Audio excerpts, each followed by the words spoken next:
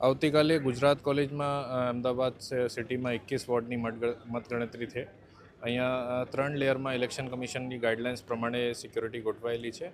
એમાં એસઆરપી અને લોકલ પોલીસમાં હથિયારી પોલીસ અને સિવિલ પોલીસના બંદોબસ્ત ચાલુ છે.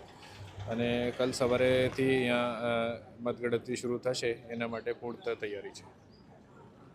સર, ખાસ સીસીટીવી સર્વેલન્સ ને કંટ્રોલ રૂમ પણ બનાવવામાં આવે છે. કેવી રીતે સમગ્ર સ્ટ્રોંગ રૂમનું કંટ્રોલિંગ અને સર્વેલન્સ થઈ રહી છે? તો મતગણતરી સેન્ટર છે એમાં એક કંટ્રોલ રૂમ છે જે અંદર છે. એમાં બધી જગ્યા સિક્યોરિટી જોઈ શકે. એને સિવાય બધી લેયર ઉપર HHMD DFMD ગોઠવાયેલું છે.